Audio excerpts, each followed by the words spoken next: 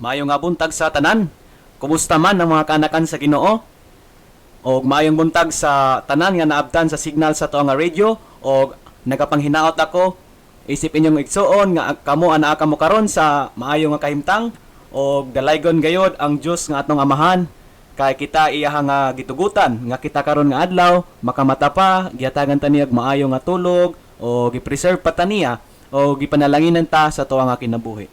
O karon nga buntaga dadon ko kamo sa pagtuon ang kinabuhing tinultulan sa Dios. Unsa maning kinabuhi nga guided sa Ginoo. O before kita magapadayon sa unahan, magatugyan kita sa Ginoo sa ato nga bulaton karon. Amahan ng Dios namo nga langit non, kanimo o Dios, nagapasalamat kami o Dios sa higayon karon Lord na ikaw nagapakamayo sa mong kinabuhi Lord. Thank you so much amahan nga kami gipamata pa nimo kana amahan tungod lamang sa imong kaluoy kanamo. Ikaw Ginoo naluoy kanamo og tungod sa imong mercy wala pa kami na consume Ginoo og naa pa kay purpose Lord sa amo nga kinabuhi. Amahan, pasaylo kami sa among makalapasan, ikaw na tao Dios hinlo kanamo karon pinagi sa balaang dugo ni Ginoong Hesukristo. Og bisan pa man o Dios pakatakoson minimo Lord nga motuon sa imong nga pulong og i-acknowledge na ko amahan nga wala jud ko'y mahimo kung wala ang tabang sa balaang espiritu. Busa amahan tugyan nako kanimo nga pagtuon karon o bisan pa man Lord ikaw magabless sa tanan sa mga nagapang-share sa mga naga-connect online bisan pa man o Dios sa mga radio listeners amahan please i-bless sila Ginoo sa imong pulong ang imong pulong karon o Dios nga masabuwag hinatuan ta dili mo labay nga kawang amahan sa among kinabuhi kun dili o Dios mahimo kini namo nga guide o makatabang kini Ginoo sa mga pangadlaw-adlaw nga pagkinabuhi. Ginatugyan ang tanan sa pangalan ni Ginoong Hesus among Dios ug manluluwas. Amen. Once again, good morning sa tanan. O karon, kalipay nako nga mo kapadayon kita sa pagtuon sa pulong sa Ginoo. Ang kinabuhing tinultulan sa Dios. A life guided by God. Ingon sa Psalms chapter 37 verse 23, Bisaya version, ang mga paglakaw sa tao gitukod sa Ginoo, ug siya nagakalipay sa iyang dalan. So atong tan-awon karon ni gala karon nga buntaga ang kinabuhing tinultulan sa Dios. Ngano man gyud nga kinahanglan nato ang guide sa Ginoo, no? O karon ang ato nga guide question ang pangutana karon, unsa sa tan-aw nimo ang rason nganong buhi pa ka hangtod karon? Okay, paki-comment sa imong tubag igala, unsa sa tan-aw nimo ang rason nganong buhi pa ka hangtod karon? Kay di ba atong makit-an nga day by day nagakamatay ang tao, adlaw-adlaw nga naa jud mabalitaan nga namatay. O karon nganong makapangutana ta sa atong gagawin nganong buhi pa ka para sa imong unsay rason nganong buhi pa ka hangtod karon? Okay, so natural sa usa ka tawo ang pagdahom nga ang iyang kapalaran anaa sa iyang kaugalingong makamot. Mao jud ang mindset sa tawo nga ang iyang future naa sa iyang mga kamot. Kanang gitawag nga kapalaran naara daw na sa ito ang kaugalingong kamot. Kita nagatuo kita nga naa sa atoa ang dapat buhaton. Mao nga ampingan ang atong pagplano sa atong kinabuhi ug kini mahimong puno ug mabungahon. Nagtuo kita nga ato lang dapat nga buhaton og ampingan ang atong kinabuhi. Og nagunaon na kita nga kita ang nagbuot sa ato nga kapalaran or kita ang nagbuot sa ato nga kinabuhi. Gani atong makita nindot kaayo paminawon nga naatay ginikanan nga nagalantaw sa unahan og naga-provide alang sa atong kaugmaon. Nindot ka na siya pero mao ni ingon sa Bible sa Jeremiah chapter 10 verse 23 down to 24, Cebuano version, ingon si propeta Jeremias, O Ginoo, ako nasayod nga ang dalan sa tao wala diha sa iyang kaugalingon. Kini wala sa tao nga mulakaw aron sa pagtultol sa iyang mga lakang. So, klaro kayo gala sa pulong sa Ginoo nga ang dalan di ay sa tao wala di ay sa ato ang kaugalingon. Ang ato di ay nga future wala di ay sa ato ang mga kamot. Naa di ay na siya higala sa mga sa kamot sa ato nga amahan. Og mo nakaingon si propeta diri O Ginoo, sawaya ako apan sumala sa mapuangoron nga paghukom. Dili sumala sa imong kasuko. Tingali unya ako mahanaw. No mao na siyang ingon sa pulong sa Ginoo. Mao nang kinabuhi nga tinultulan sa Dios. O na nga makita nato nga pangutana mo ni. Kinahanglan nga ato nga pangitaon na pagtultol sa Dios. Ang pangutana ngano man gyud nga kinahanglan pa nato pangitaon ang pagtultol sa Dios. Ngano man gyud nga sayo sa buntag magampo ta sa Ginoo. Mangayo tagtabang sa iya ha. Itugyan nato ang ato ang adlaw diha kaniya. Ngano man ka matagbuntag nagapangita ta sa presence sa Ginoo ug mubasa ta sa iyang pulong ug magapangita pa ta sa guidance sa Ginoo. Ngano man, una nga rason tungod higala kay ang Dios nakakita sa tanan. Ang ato nga sight higala, ang ato nga paglantaw limitado ra gyud.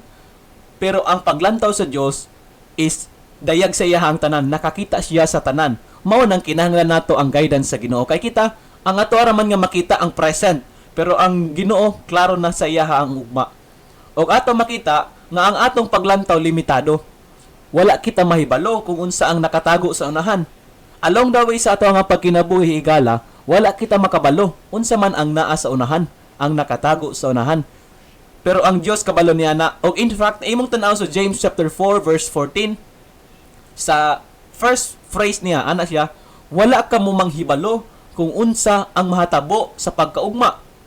Okay, so luingon ang pulong sa Ginoo, wala daw ta kabalo unsay mahitabo pagkaugma. Buot ingnon higala nga ikaw ug ako, doon na lang tay limitado nga paglantaw. Kinahanglan nato ang pagtultol sa Ginoo kay nganuman kay siya lang ang nakabalo sa ugma nato. Dili kita ang tag-iya sa atong kinabuhi, dili pud kita ang tag-iya sa ato nga ugma. In fact, dili ta sure kung naa pa ba ta ugma og naa pa ta unya. Pero ang Dios nasayod bisan pa sa kadaghanon sa imong buhok. Imong tan-aw ng Luke chapter 12 verse 17, ang Dios nasayod bisan pa sa kadaghanon sa imong buhok. Ing ana ka all-knowing ang ato nga Dios. Kung kabalo siya sa gidaghanon sa ato nga buhok, for sure, no doubt, kabalo siya sa tanan. Kay ang mata sa Ginoo, according to 2 Chronicles chapter 16 verse 9, nagdalagan ngadto nganhi sa tibuok yuta. Og bisan usa kanila, nagrefer kini siya mga sparrow or sa mga gagmayng langgam, dili mahulog sa yuta sa wala ang inyong amahan. Buti pa sabot, wayahog na bisan gani ing mga maintok na mga langgam or mga gagmayng mga langgam, walay nahulog kanila nga ang ato nga Dios wala nakabalo. Therefore, kabalo jud siya sa tanan. O ang atong Dios nga nakakita sa tanan, mao ang magtultol sa atong kinabuhi alang sa atoa. Kinahanglan nato ang guidance sa Ginoo every now and then jud sa ato nga pagkinabuhi. Kada matag desisyon nga ato nga pagabuhaton, dagko man na siya nga desisyon or minor or unsa man ato nga ginabuhat, ato adjud nga timan-an nga ang atong Dios nga nakakita sa tanan mao lamang ang magtultol. O kay nganuman siya lamang ang makatultol sa toa sa ato nga kinabuhi alang sa atoa. Siya manggod ang nakabalo sa tanan higala. Wa siya naay gani panahon nga dili ta makasabot even sa iya nga mga plano. Pero kabalo ta nga ang atong mapinanggaon nga Dios dili siya mosugot nga ang ato ang kinabuhi mapahamak. Okay? Ang iya nga plano is para jud sa ato nga kaayuhan. O kita lamang usahay ang nagapangita og mga bikil usahay no. Pero ang atong Dios nga nakakita sa tanan, siya jud ang mo-guide sa atoa. Kung magpa-guide pud ta sa Ginoo. Pero kung dili ta magapa-guide sa Ginoo, i-reject na to ang iyang guidance sa iyang pulong, i-reject na to ang principle nga iyang gihatag, mao nang hinungdan nga kita nga Kristohanon mahulog jud ta. Mao na ang kinabuhing tinultulan siya Dios. Kinahanglan nato ang pangitaon ang pagtultol sa Ginoo. Kinahanglan nato ang guidance sa Ginoo. Kay dili lang una tungod kay ang Dios nakakita sa tanan, o kini pa ang pinaka the best nga realidad. Tungod kay ang Dios nakabalo sa tanan. Amen? Our God is all-knowing God. In fact, many passage sa Bible nga imong matan-aw kung nagabasa ka from Genesis to Revelation, daghan tay mabasa nga passage no nga nagaingon dito nga wala pa sa Ginoo buhata ang tanang butang. Kabalo na siya kung unsay katapusan. Buot ingnon higala nakabalo ang Dios sa tanan. Dili lang makita niya ang tanan kundi kabalo jud siya sa tanan. Sa diha nga ato nga gitugyan sa Ginoo ang atong kinabuhi og nagapangita sa iyang Dios nung giya, kita makasiguro nga ang tanan nga ato ang dalan nagakahitabo alang sa atong kaayuhan. Okay, mao na siya ang maayo kayo nga promise sa Ginoo. Nga sa diha bitaw nga ato ang natugyan ang ato nga kinabuhi diha sa Ginoo, kay nang sugod from the very start yun, from the very beginning nga kita naluwas. Sure kita nga naa jud ang divine guidance sa Ginoo. Mao na siya ang realidad nga dapat nato ma-enjoy. Nga ngano man, makasiguro kita nga ang tanan nga ato ang dalan nagakahitabo alang sa ato nga kaayuhan. Unsay ingon sa Romans chapter 8 verse 28 gala. Og hingbaluan nato nga ang tanan nga mga butang masigtabang alang sa ikaayo ni atong mga nahigugma sa Dios bisan ni atong mga ginatawag sumala sa iyang tuyo. Amen.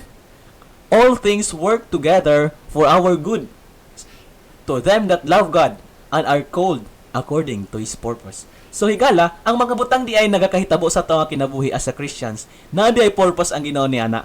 Na ay panahon nga dili ta makasabot no. Sama ra gud nga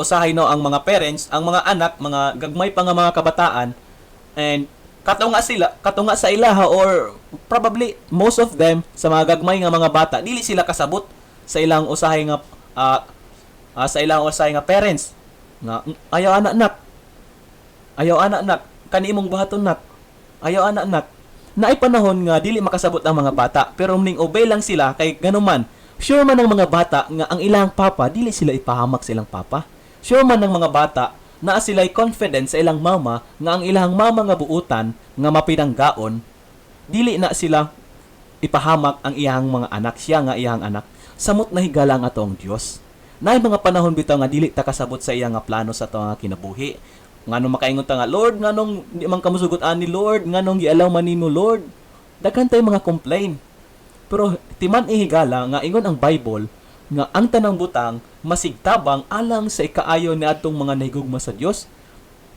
Take note nga dili wala nagingon ang pulong sa Dios nga ang pipila ka mga butang masigtabang alang sa ikaayo. Wala ang ingon sa pulong sa Ginoo tanang mga butang. Therefore, mamaayo man o favorable man or unfavorable ang nahitabo sa atong kinabuhi. Nadyo na purpose ang plano ang Ginoo nana o gamiton na siya sa Ginoo aron kita ma-mold aron kita mahimong mo conform sa naong sa dagway sa iyang anak si Ginoong Hesukristo kay mao man na ang ato ang desire nga mahimo tang may sama sa ato ang master ug daghang pang mga butang sa atong kinabuhi ang wala nato masabti kay tungod limitado ang ato ang kahibalo pero nakabalo ang Dios kung unsa ang pinakamaayo. Amen. Daghang pang mga butang sa ato nga kinabuhi nga wala nato masabti. In fact, daghan tay mga pangutana usahay nga makaingon ta nga wala tay tubag. No, sama sa bata ba nga sige siya pangutana, ngano man ni ma, ngano man ni pa. Unya, sure ang bata nga dili siya pasagdan sa iyang papa. O likewise sa ato ang mga higala nga dili jud tungod kay limitado ang ato ang kahibalo. Daghang mga butang sa ato ang kinabuhi nga usahay di nato masabtan ba. Pero along the way, makita nimo ang pag-workout sa Ginoo sa imong kinabuhi. O kay mabalaan man nato nga kabaluman ang Dios sa unsa ang pinakamaayo. Kung kinsa man ang nakabalo sa ato ang pinakamaayo para sa ato, wa nay lain higala mao ang Dios kay siya kabaluman sa tanan.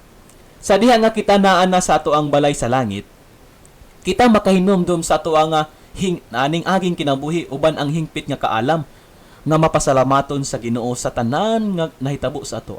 You know what? Ang nagakahitabo sa ato nga karon sa mga suffering ba kana nga nagakahitabo pag moadto na ta sa langit mag-look back kita makabalo kita bantog ra gialaw to sa Ginoo nadyo di ay siya purpose ug makaingon na lang ta thank you so much Lord kay gitugot to nimo nahitabo to sa ako nga kinabuhi og dili man nato masabtan pero ato lang nga buhaton saligan nato kay ana pa ang kanta God makes no mistakes. Amen?